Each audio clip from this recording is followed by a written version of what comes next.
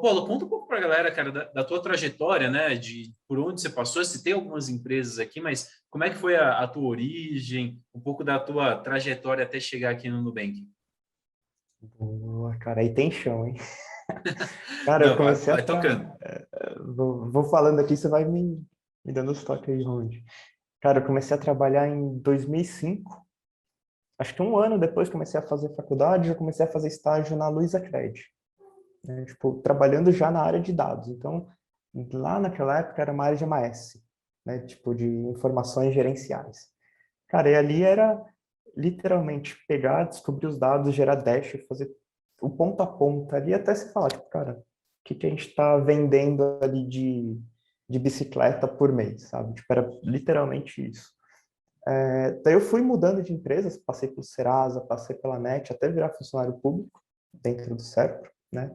E o que me motivava era sempre trabalhar com mais dados. Então eu falava, poxa, tô aqui na Luizacred, trabalhei, fiz coisas incríveis, mas eu vejo que eu tenho que ter mais dados, né? Daí entra o Serasa, daí entra o NET, realmente assim, dados fabulosos que a gente trabalhava lá dentro.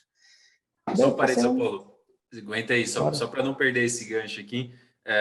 Recentemente a gente fez alguns vídeos aqui no canal falando sobre isso, e acho que aqui tem um fator importante, né? Quem olha para o currículo, vê a posição atual, fala: putz, o cara chegou no Nubank.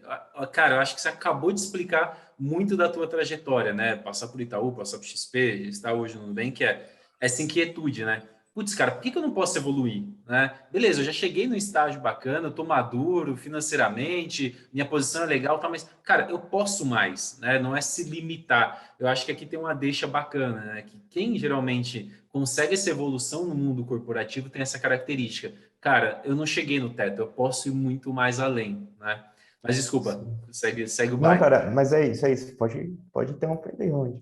Acho que a ideia é essa mesma, tá? A gente conversar bastante. Tem bastante coisa legal mesmo. Tem bastante coisa que eu errei também. Se quiser, depois a gente também entra nesse mérito, que eu acho bem bacana. E, cara, acho que um acerto barra um erro foi ter ido para o Serpro. Cara, acertei porque eu achava que virar funcionário público era o fim. O Serpro, tipo, era uma empresa de TI, é uma empresa de TI, né? Que eu falei, poxa, vai ser super bacana ir lá. Mas também foi um erro, assim, porque eu entrei, vi que não era muito o que eu queria e eu não conseguia mais sair. Porque o mercado falava, poxa, você é funcionário público, né? Tudo aquilo lá que eu vinha fazendo, tipo, tô trabalhando com SQL Server, trabalhando com Oracle, não sei o que lá. No Serpro eu também fazia as mesmas coisas, mas o mercado via, tipo, de um jeito muito ruim. Eles diziam, tipo, poxa, mas você é funcionário público, sabe? A gente sabe que funcionário público não trabalha, sabe? E tinha que tirar tudo isso numa entrevista ali de 30, 40 minutos. Cara, eu Então, acho que pra sair, essa estigma, né, ela ainda existe, né? As pessoas olham para o funcionário existe. público como o cara que é acomodado, né, que não quer evoluir na carreira, que não quer dar um passo além. E deixa eu aproveitar aqui esse gancho para mais uma pergunta, Paulo. Você acha que esse foi o período mais difícil das suas entrevistas, assim, de ter que convencer alguém que você não é aquilo que a empresa ou o lugar onde você está trabalhando diz que é, entre aspas? Cara, falando de entrevista, foi. Tipo, eu tava no Serpa ali em 2010 ou 2014, né? Tipo, 2012, assim, eu já tava fazendo entrevista. Então, eu já trabalhava há mais de 5 anos. Eu fazia entrevistas e falava, não, mas se você vier para cá, você vai vir como júnior. Não tava nem a pau. Sabe assim, tipo... Então, assim, foi bem complicado mesmo. Tipo, cara, acho que eu saía frustrado das entrevistas. Por mais que eu falasse, provasse, eu falava, não, tipo, tá rebaixado. Então, foi bem difícil, assim. Cara, Mas... diga, diga. Vai lá, vai lá. Não, vai lá. Eu ia falar, consegui ir pro Itaú, né? Tipo, Deu certo, deu certo. deu Cara, certo. eu tive uma experiência muito parecida aqui e eu não escondo isso de ninguém, né? É público, é só olhar meu LinkedIn ali, né? Você me conheceu nessa época, eu tive desligamentos aqui na minha carreira e, cara, quando você tá em uma empresa, como você falou, né? O setor público aqui, né? Ou quando você é desligado de uma empresa, ou seja, você está disponível no mercado e você vai fazer entrevistas, bicho, é uma luta para você convencer que você é um bom profissional. Porque assim, você comete um erro na carreira, né? Como você falou, putz, eu acertei e errei, né? Mas é uma posição que você tá, cara, você vira um rótulo, assim, a galera não enxerga todos os 15 anos que você tem de carreira, tudo que você fez, tudo que você entregou. Não, você é só este item, assim, né? Parece que você uma falha crucial, você está marcado para o resto da vida. Mas, como você falou, né? Existem oportunidades e eu acho que hoje em dia as pessoas vão perdendo um pouco disso, né? Principalmente os RHs já olham e falam, putz, é melhor essa pessoa que errou e aprendeu alguma coisa com o erro, né?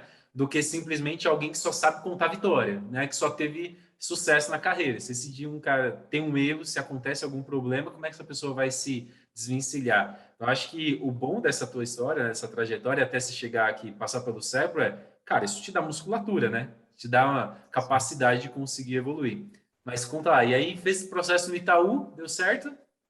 Cara, e foi puta coincidência, assim, juro por tudo, foi sem querer eu mandei o currículo pro Itaú, que eu fui passar pra uma mídia, acabei mandando pro RH de lá, saca? Tipo, foi muito Errei, confuso, mas errei, mas deu certo. E daí, esse ponto que você comentou, cara, foi exatamente o que eles perguntaram no Itaú. Tipo, cara, por que que você virou funcionário público? Tipo, me explica, o que que aconteceu? O que que você não gostou? Eles foram super abertos, assim, para ouvir, entender o momento que estava vivendo, sabe? Tipo, e relevaram. Falaram, não, beleza, cara, entendi o projeto que você fez lá. Até quiseram, assim, né, como eu fui para uma área mais técnica, que era ali de monitoramento de risco de crédito, né?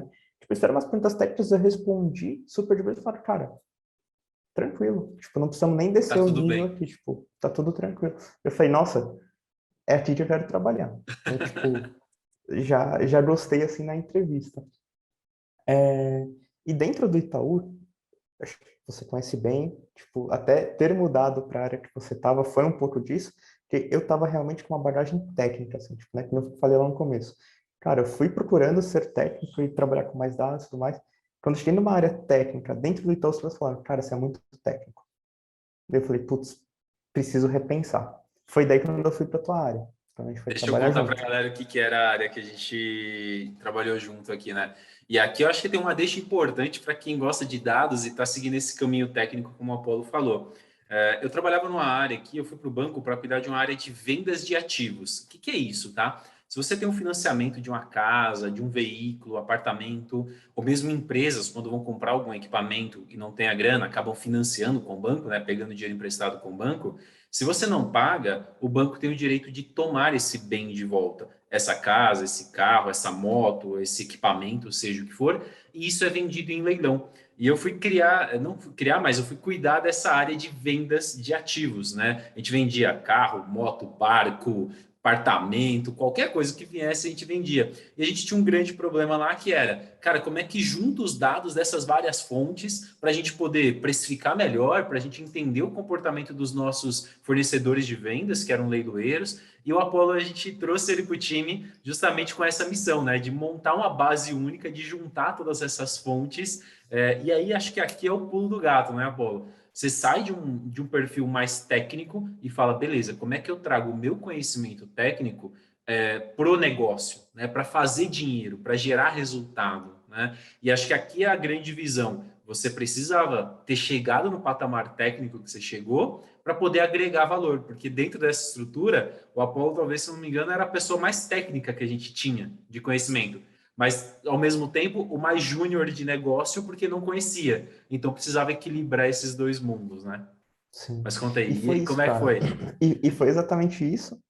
E eu lembro até hoje do primeiro feedback que você me deu. Tipo, a gente fez lá uma listinha. Juro por tudo, assim. Tipo, não é porque a gente tá trocando ideia aqui, mas que eu levo isso até hoje e uso também para falar isso pro pessoal. Você falou assim, cara, você precisa ter mais marketing pessoal. Você precisa aprender a falar mais o negócio, você precisa falar mais com a galera, você precisa entender que, tipo, você falar, olha, a base única aqui que a gente está criando, ler, sei lá, 1 milhão de registros disso, ler aquilo lá, a gente processa 50 teras por dia. Cara, isso daí não quer dizer nada, né? E daí foi quando eu comecei a enxergar que, tipo, beleza, o que que o negócio entende? O que que eu gero valor para o negócio? Naquela época eu ainda não tinha toda essa visão, mas foi o start ali de, cara, tem que pensar um pouquinho mais para esse lado, né? Acho que Pô, bacana. foi bem bacana mesmo. Eu Até tava, na eu tava época, segurando aqui, eu não tava contando, mas agora que você falou, eu vou contar, tá, gente? O não, vai Apolo lá. foi da minha equipe, né? A gente tinha uma posição para montar essa estrutura e a gente acabou escolhendo o Apolo aqui para fazer parte do time. Era um time enxuto nessa época, né? A gente não tinha tantas pessoas, Mas, cara, Aham. tinha uma galera muito fera, assim, a gente escolheu muito bem. Acho que eu sempre conto isso, acho que aqui no canal eu não falei ainda, uma vantagem de grandes empresas, né? O Itaú tem 100 mil funcionários. Cara, tem muita gente boa. Onde? Mas tem gente ruim? Sempre vai ter. Sempre vai ter gente mais ou menos, gente na média, mas tem muita gente boa, senão não seria o maior banco da América Latina, né? E a gente montou um time bacana ali para criar essa estrutura. E eu não sei se você lembra desses números, tá, Paulo? Mas a gente conseguiu, em algumas áreas, por exemplo, vendas de imóveis, em 4 meses a gente vendeu mais de 40 milhões de reais. A área tinha vendido 13 em 10, muito por conta desse rearranjo de dados, da postura da galera que estava ali, era um perfil diferente.